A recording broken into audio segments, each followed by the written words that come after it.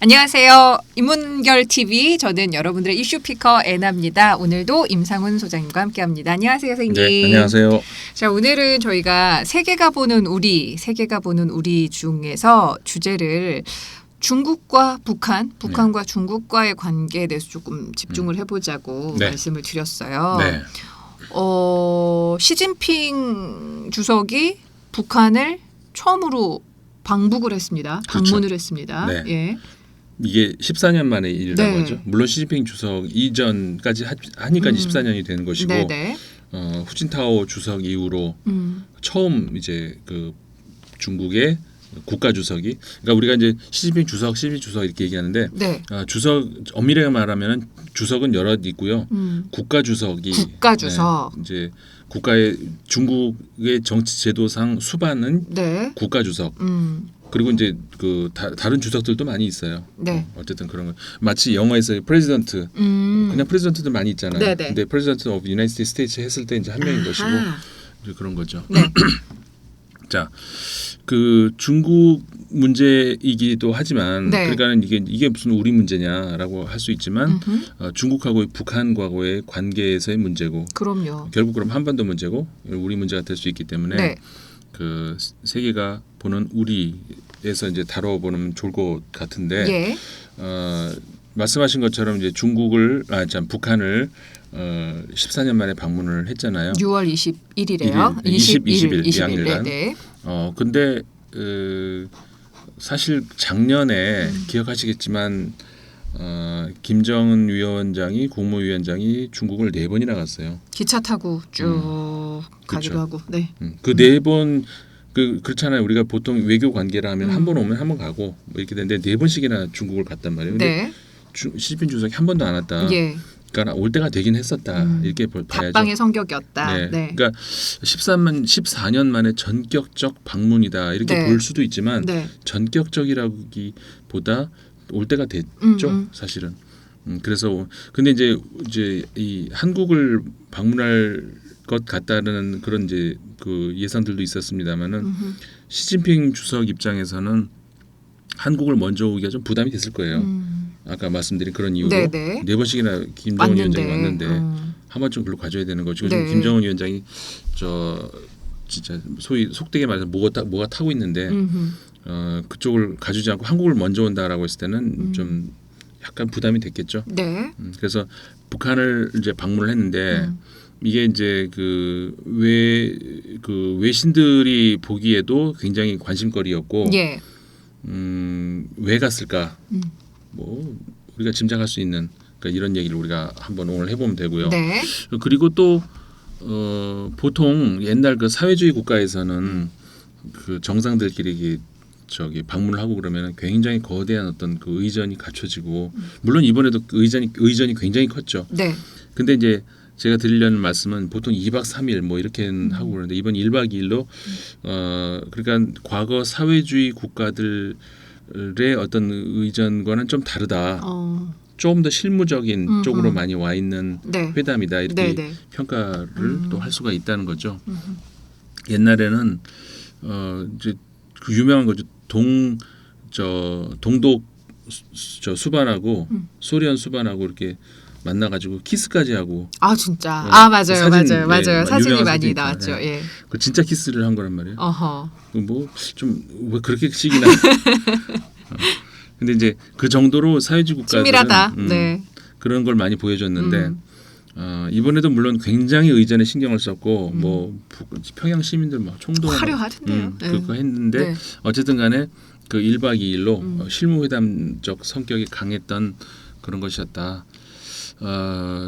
중국은 왜 갔을까? 이제 물론 아까 말씀드린 북한에 대한 배려 성격이 있었겠지만 그보다 더 급한 거는 중국이 지금 우리 중국 이야기도 많이 했잖아요. 지난번 저 없을 때 대만 이야기도 했고 홍콩 이야기도 했고. 저 왕따 시키고 아니 말씀은 바로 하셔야죠. 프랑스로 그냥 훅 날아가셨잖아요. 파리 갔다. 그러니까 제가 제 SNS에도 네.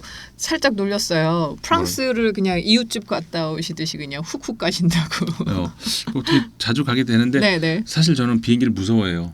네?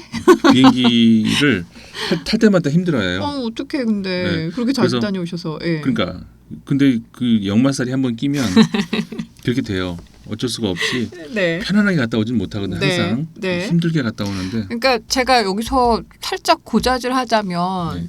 프랑스를 그러니까 어제 내리신 거예요. 프랑스에서 어제. 돌아오신 거예요. 네. 그리고 이제 그 다음 날이 저와 함께 그 TBS에서 진행하는 라디오를 켜라에서 한 달에 한 번 딱 진짜 그 귀한 시간을 월간 임상훈이라고 빼가지고 저 잠깐 나가 좀 있을까요? 여기 계세요. 만드는데 선생님이 지각을 하신 거예요. 그래서 그 굉장히 좀 좋은 이야기를 못다 하고 그냥 정말 급하게 방송을 접어야 해가지고 제가 제 SNS에 선생님한테 막 좀 사소하지만 굉장히 소소한 보복을 하나를 했는데 그건 한번 확인해 보셔도 좋을 것 같습니다. 자, 어쨌든 이게 중국 시간으로 맞춰놔가지고. 그러니까요. 중국 시간을 왜 맞추시냐고요. 여긴 서울인데. 근데 그걸 내가 이제 고쳐야 되는데 중국에서 왜냐하면 중요한 작업을 하고 있어서 시간을 이제 보면서 해야 되기 때문에 예. 그래놓고선 한국에 와서 이 고치는 걸 까먹은 거예요. 그러니까 이 노트북에 시간대로 이렇게 작업을 하시다가 네. 저희 방송 시간을 놓치신 거죠. 네. 그래도 펑크는 안 내셔서 정말 감사합니다만 정말 부진하게 달려갔어요. 한 달에 한 번 있는 시간이 너무 급하게 후루룩 해서 어쨌든 그건 저희 에피소드에서 다시 네. 다뤘으니까 뭐 이 자리를 빌려서 다시 한번 수고하셨고 고맙습니다. 생방 시간 늦었을 때 그 진짜 아주 심장이 여기 막 떨어졌다가 붙는 그 느낌 저 너무 잘 알거든요. 근데 아까 작가님이랑 통화할 때 그랬거든요. 전화를 이 시간에 왜 지금 어디 계세요?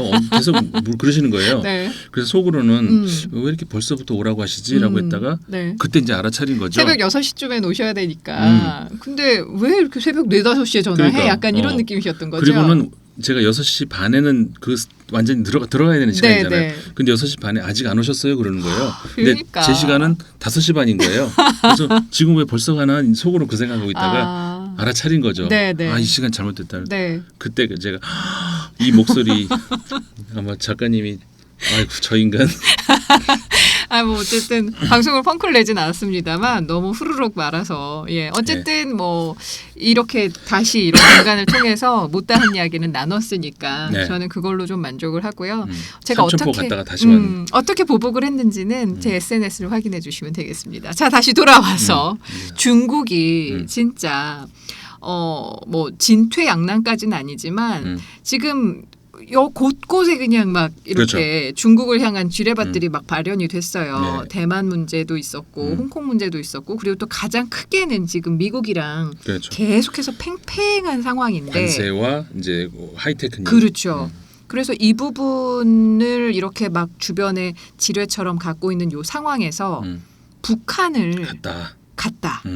분명히 의미가 있었을 것 같고 많은 외신들이 진짜 주목하고 있었을 것 같아요. 그러니까 이 중국 입장에서는 아까 말씀드린 북한에 대한 배려도 당연히 있겠지만 그보다 더 큰 내 코가 석자. 그게 뭐냐면은 곧 조만간 아까 말씀해주신 그 곳곳에 이제 지뢰가 심어져 있는데 이거 피해야 되는 것도 급한데 근데 오늘 25일이니까 며칠인가요? 오늘 그러니까 이번 주 금요일이 되는데 금토예요. 그러니까 27, 28일 거예요 아마. 이번 주 금토일에 6월 27, 28일로 아마 생각되는데 일본 오사카에서 G20, G20 정상회의가 있죠. 그 정상회의는 전체 20명이 이제 정상회의도 물론 하지만 1대1 바로 옆에 있으니까는 잠깐씩 볼 수 있잖아요. 얼마나 좋은 기회예요. 그러니까 사실 그 기회를 많이 활용을 하죠. 그래서 이번에도 트럼프 대통령이 시진핑 주석과 만나자. 이번 만남 같은 경우에는 미국이 자꾸 이리 나와봐 좀. 근데 중국이 자꾸 피하려는 그런 입장이었거든요. 좀 만나기 싫은데 만나야 되는 어떤 그런 입장. 그런 상황에서 근데 안 만나기는 어려워요. 왜냐하면 안 만나면 진짜 미국이 그렇게 나오겠다. 오케이 그러면서 또 뭔 짓을 할지 모르기 때문에 시진핑 주석 입장에서는 이걸 어떻게 하나. 거기서 이제 우리가 그나마 그 시진핑 주석이 하나의 카드를 준비할 수 있는 것이 북한 카드라고 할 수 있는 것이죠. 그러니까는 미국 입장에서는 트럼프 대통령 입장에서는 네. 그 대선을 앞두고 어떻게든 북한과의 그 실질적인 상징적인 것으로 끝나면 안 되고 실질적인 뭔가를 성과를 가지고 가야 되는 것이죠. 그리고 정말 상상할 수 없었던 그런 성과를 만들었다 그러면 저는 그 대선에 임하는 캔디데이트 입장에서의 트럼프 후보 입장에서도 굉장한 그 큰 무기를 가지고 들어갈 수 있을 거라고 생각하거든요. 우리의 평화를 위협하는 어떠한 존재와 화해를 이끌어냈어라는 건 굉장한 그렇죠. 성과물이죠. 네. 미국 입장에서는요. 미국 그러니까 시민 이런 걸 흔히 우리가 공공외교라고 얘기를 하죠. 네. 그러니까 정부 간의 어떤 그 거래가 아니고 미국 시민들 그다음에 한국 국민들, 미국 국민들이 어떻게 생각하는지에 영향을 미치고 그런 걸로 해가지고 이제 어떤 국가에 영향력을 미치는 이런 거 공공외교라고 하는데 그 차원에서 미국 국민들이 생각하는 한국은 물론 한국이 어디 있어 이런 사람도 물론 있지만 많은 사람들은 한국에 대해서 굉장히 그러니까 비호감을 떠나서 미국 국민 입장에서 뿌듯한 그런 건 있어요. 왜냐하면 자기들이 6.25 때 참전을 해가지고 지켜낸 나라라고 그렇죠. 생각하죠. 구해줬다고 생각을 하잖아요. 실제로 아니 거짓말이 아니고 그랬는데 그 거지 같은 나라가 지금은 전 세계 10위권의 그 경제 대국이 됐고 뭐 BTS니 뭐 등등 문화 보고 이번에 그 봉준호 감독 영화니 그러니까 문화적으로도 근데 그런 걸 봤을 때 미국 입장에서 흐뭇하죠. 자기가 도와줬는데. 지금 잘 되고 있으니까 그리고 자신들의 모델을 이식을 해서 그 성공을 했다고 생각을 하기 때문에 거봐 이게 우리 체제가 이렇게 우수해라고 충분히 생각을 할 수가 있겠죠. 그러면서 그 북한과의 관계까지 회복이 이제 된다, 해결이 된다 이렇게 된다 그러면 미국 입장에서는 그 이상 트럼프한테 그런 또 것도 있겠군요. 그렇죠. 그래서 이제 충분히 사실 뭐 미국인들도 그렇고, 그러니까 물론 아까 말씀드렸던 그 한국이 어딘지 모르는 사람들 무지 많아요. 그런 사람 빼고 이제 어느 정도 교양을 가진 사람들을 그 생각을 한다면은 한국이 이제 대표적인 친미 국가이기 때문에 이런 친미 국가가 성공하는 케이스를 보면 흐뭇하고 거기다가 한반도 문제까지 해결이 된다 그러면 미국 입장에서는 자신들의 시스템의 우수성이 입증이 되는 것이기 때문에 굉장히 환영할 만한 일이죠. 그러니까는 트럼프 대통령 입장에서도 요즘에 자꾸 그런 얘기해요. No rush 이렇게 얘기하죠. 서두르지 말라고. 자꾸 이 말 계속해요. 초반에는 안 그랬는데 요즘에 자꾸 그러죠. 본인이 너무 서둘렀다는 거를 사실은 이렇게 자백을 하는 말인데 하지만 서두르지 않을 수는 없어요. 지금 이제 얼마 안 남고 그런 걸 시진핑 주석이 알죠. 그래서 북한 카드라 하면 과거에는 위협할 수 있는 그런 카드를 의미를 했었다면은 그러니까 저는 이제 그런 비유를 자주 드는데 이 카드를 들고 왔는데 이 카드가 이게 독이 묻은 카드가 아니라 달달한 카드예요. 맛볼래? 달달한 카드를 그러니까 이게 이제 북한 카드라 하더라도 이제 과거와 좀 다르다면 다를 수 있는 거 위협을 할 수 있는 그런 카드가 아니라 그러니까는 모종의 이게 북한, 미국, 중국 그리고 한국까지도 이 사이에서는 어느 정도의 언론 보도까지 나오지 않은 그런 그 커뮤니케이션 공감이 있을 것이다라고 이제 생각을 해요. 거기서 이제 중국 입장에서는 구체적으로 북한의 이런 입장이라고 할 수 있는 것이죠. 미국의 실질적인 왜냐하면 중국 자기도 좀 당하고 있잖아요. 미국의 실질적인 그 현실의 미국을 직시를 하고 그거를 좀 받아들여라라고 하는 그런 입장. 그 다음에 나를 믿어봐 한번 그런 입장. 이런 입장을 이제 북한 김정은 위원장에게 전달을 했겠죠.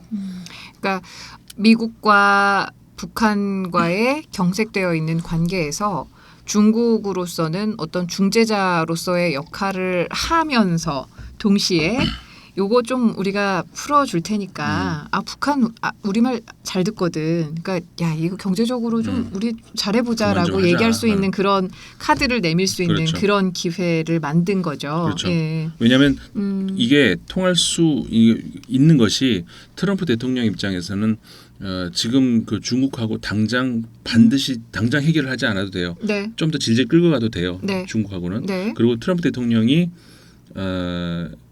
재선에 성공을 하든 네. 아니면 뭐 민주당으로 바뀌든 네. 어떻든 간에 중국과의 관계는 이게 어느 정도는 지속이 될 거라고 봐요. 근데 이제 북한과의 어떤 북한 대북 정책은 바뀔 수도 있는 거죠. 네, 그렇죠. 그래서 이 중국과의 어떤 이 관계는 당장 변할 수 있는 그런 여지보다는 이게 좀 더 흘러갈 수 있는 여지가 더 가능성이 많기 때문에 네. 이 중국은 더 미국이 관심을 가질 수 있는 그러니까 단기로 빨리 어떤 트럼프 대통령에게 국내 정치에서 어떤 뭐라고 할까요? 당근을 줄 수 있는 것은 북한 카드라고 생각할 수 있는 것이죠. 네. 그러니까는 북한 요거 조금 내가 이제 이거 가져왔는데 이거 너 받아 대신에 그럼 우리하고 좀 어떻게 해봐 하면 충분히 미국은 받을 수 있다는 거죠. 그런 계산을 중국이 할 수가 있는 거죠. 네. 이 역할을 그러면 했는지 안 했는지에 대해서는 좀 더 시간이 지나야. 그렇죠. 근데 저는 충분히 했다고 봐요. 얼마큼 만족할 만한 수준인지는 뭐 알 수가 네, 없지만 네. 불과 이제 우리가 한두 달 전만 하더라도 이 3차 북미 정상회담이 참 이렇게 멀어 보였잖아요. 근데 서서히 네. 뭐 편지도 주고받았다고 하고. 그렇죠. 편지는 이제 그리고 편지도 달달한 편지 또 주고받고 3차 지금 최근에 네. 태국 언론에서 무슨 얘기가 나왔냐면은 네. 3차 북미회담이 열린다면은 그건 태국이 될 것이다. 뭐 이런 얘기가 나와요. 그러니까 그거는 뭔 근거로라고 우리가 네. 할 수가 있지만 네. 적어도 슬슬 이제 3차 정상회담에 대한 이야기가 군부를 떼기 시작했구나라는 걸 우리가 이제 알 수가 있는 것이죠. 그러니까 성급하게 말씀하시는 분들은 29, 30일에 이제는 한국으로 오잖아요. 트럼프 네. 대통령이. 네. 그러니까 그때 김정은도 와라. 그래서 셋이 만나자. 뭐 이런 이야기까지 하는데 그건 좀 가능성은 없다고는 하더라고요. 네, 저는 그렇죠. 미국이 일단 그럴 가능성은 없다라고 네, 얘기를 네. 했고 네. 근데 형식적으로 그게 좀 불가능하진 않아요. 우리는 이제 판문점이라는 데가 있기 그쵸. 때문에 네. 서로 판문점에 쏙 이렇게 오면은 복잡한 어떤 경호책이나 뭐 의전이나 이런 거 없이도 맞아요. 실무적인 지난해였죠. 문재인 대통령하고 네네. 깜짝 김정은 방문 위원장, 했던 것처럼 만났을 때. 예. 그렇게 하는 거죠. 뭐 이렇게 서로 이렇게 맞아. 서울 오고 평양 가고 그럼. 하면서 복잡하게 안 해도 멀다고 하면 안 되는 거리인데. 뭐 나무 안 돼갖고만. 그러니까 트럼프 대통령도 충분히 그냥 둘러보는 척 판문점 갔다가 그런 김에도 너도 한번 오는 척 그럴 수는 있죠 당연히. 네. 그러니까 지금 6월 25일 현재 그러니까 DMZ를 방문을 할 수도 있다 뭐 없다 뭐 이런 이야기 오고 가고 있는 중이라. 아마 그건 갈 것 같아요. 트럼프 대통령이 그건 갈 것 같은데 네. 거기에 김정은 위원장이 오는지는 글쎄요. 그거는 좀 어려울 수 있는데 트럼프 대통령이 거기는 갈 것 같아요. 지난번에 왔을 때 작년에도 가려다 못 갔잖아요. 네, 네. 네. 그 문재인 대통령이 가서 기다리고 있었는데 이제 네. 결국 못 갔죠. 네. 트럼프 대통령이 굉장히 애석하게 생각을 했다고. 특히 나중에 문재인 대통령이 거기 기다리고 있었다는 걸 알고 아이고 미안해라 이런 네. 생각을 얘기를 했었다 그러는데 네. 어쨌든 간에 이번에 그 깜짝 3차 북미 정상회담은 가능성이 아직까지는 낮지 않을까. 또 뭔 일이 날지는 모르지만 네. 어쨌든 한두 달 전까지만 하더라도 그냥 다시 요연했잖아요. 그냥, 그런데 이게 지금은 슬슬 뭐가 좀 냄새가 나는데 이런 것들이 지금 다시 가동이 되고 있고 예. 그리고 아까 말씀드렸지만 그 중국, 북한, 한국, 미국 이 네 개 사이에서는 어느 정도의 큰 틀에서 교감은 지금 왔다 갔다 하고 있는 것으로 보인다. 네. 그런 정황이 보인다. 그리고 문재인 대통령이 중재자 역할 이런 이야기를 많이 했지만 북한을 그리고 중국이 네. 살살 이제 들어오려고 하잖아요. 예. 근데 이제 우리 문재인 대통령과 문재인 정부 입장에서는 그게 싫지 않은 그리고 네. 오히려 이제 권하는 그 중국도 들어오게 하고라고 하면서 적어도 이제 사자가 같이 움직이는 네. 그런 틀로 생각을 또 유도를 하고 있는 것 같아요. 문재인 정부도. 네. 그래서 그리고 사실상 이 종전 선언을 하기 위해서는 이제 중국이 같이 들어가야 그렇죠. 더 네. 판이 단단해지죠. 그럼요. 그건 확실히 있기 때문에 그런 차원. 그래서 이제 저 북한 입장에서도 그럼 좋은 일이잖아요. 그렇기 때문에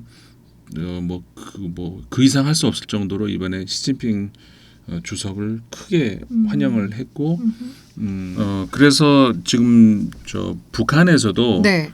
중국이 이제 저렇게 나오면은 북한에서도 좋은 거잖아요. 본인들 입장에서도 저 유리한 국면으로 갈 수 있다. 네. 어쨌든 지금까지는 그 자신들의 목소리를 자신들밖에 내줄 수 있는 사람이 없었고 기껏해야 그 이제 문재인 정부가 문재인 대통령이 중재자 역할을 하겠다라는 그런 정도에 근데 북한 입장에서는 100% 믿을 수는 없고 네.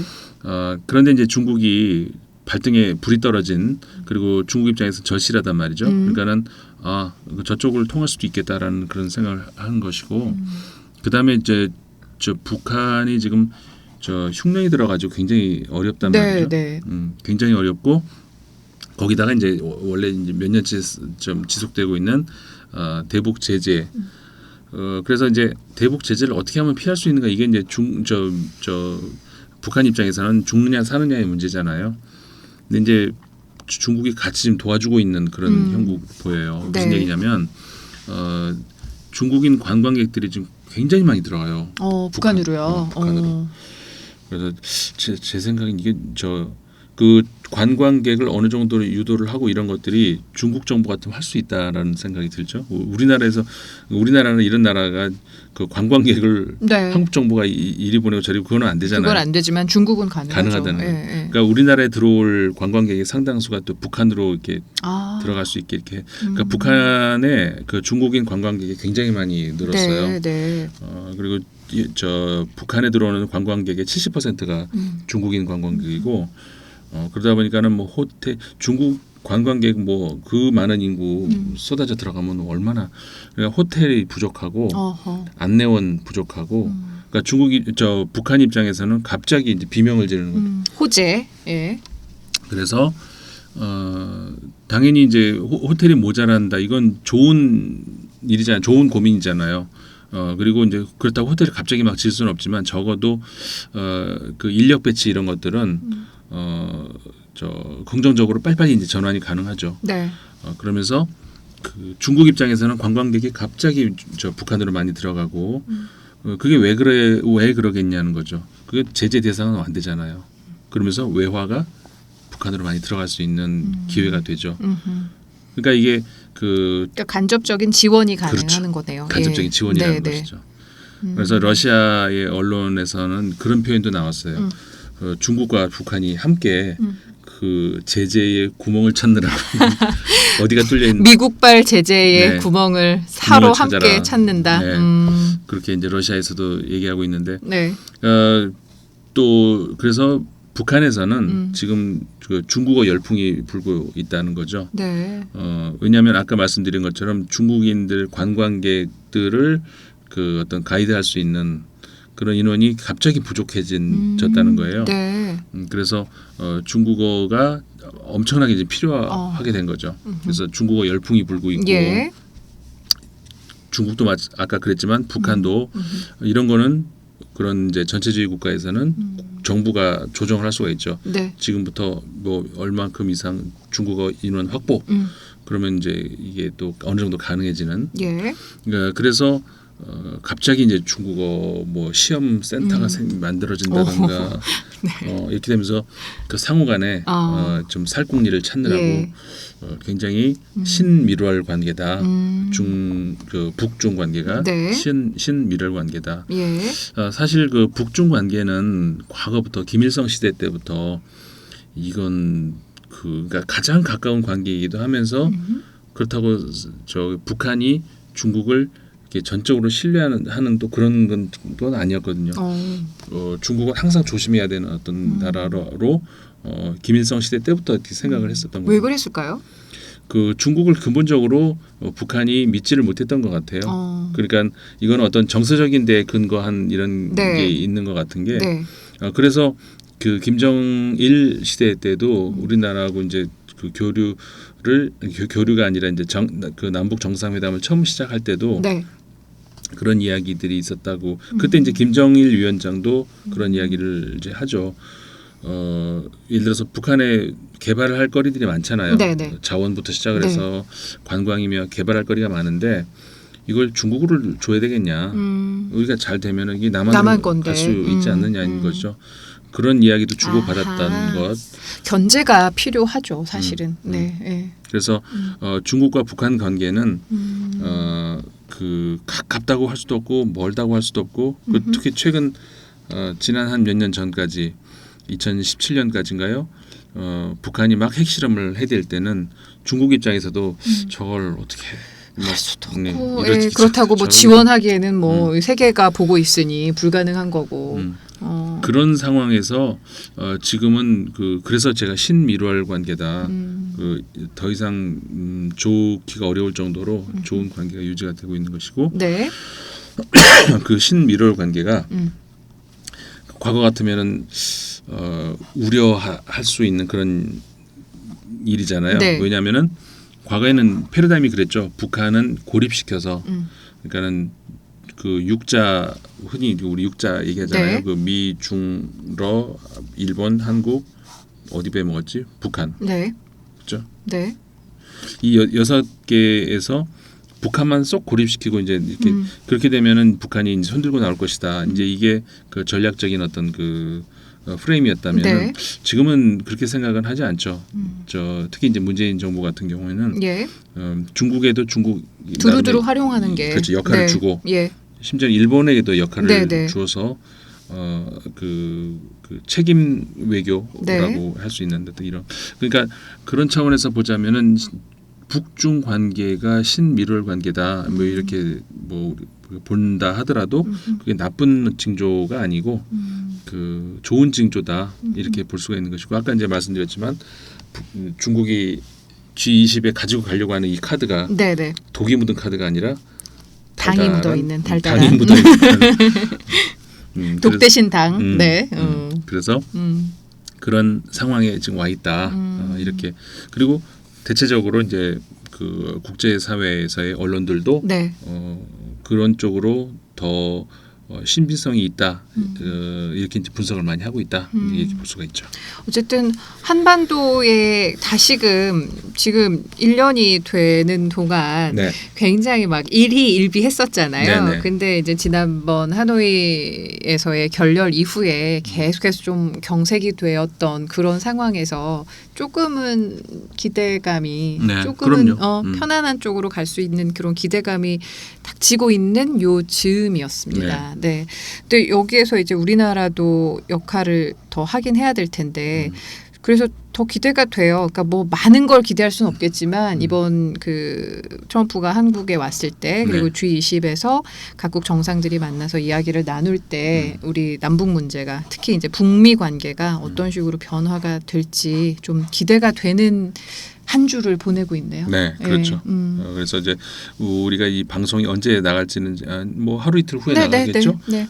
그렇게 되면은 G20의 결과도 이제 뭐 같이 관전 포인트를 시청자분들도 이런 이야기는 하구나. 이게 우리가 이제 추구하는 바가 그거잖아요. 그렇죠. 뭐죠, 그러니까 하나의 예습을 할 수 있는 방송이기도 해요. 그렇죠. 예, 어떤 커다란 국제 뉴스를 바라볼 때 축구도 그렇고 왜 경기도 야구 경기도 그렇고 오늘 류현진이 10승을 달성을 한대 못한데 이게 약간 포인트가 되면서 보면은 되게 재미있듯이 그렇죠. 이번에 G20 정상회담에서도 어떤 이야기들이 오고 가는지 그리고 뭐 이 남북이 아니라 남한과 미국의 만남에서 어떤 것들이 이루어질지를 좀 포인트를 잡고 뉴스를 들여다보면 조금은 더 재밌을 것 같습니다.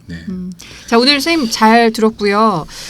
이 방송이 맞춰지고 이제 7월에 첫 주에 이제 또 만나 뵐 텐데 7월에는 조금 더 진일보한 소식을 가지고 만나볼 수 있었으면 좋겠습니다. 네, 선생님 오늘 감사했습니다. 고맙습니다. 고맙습니다.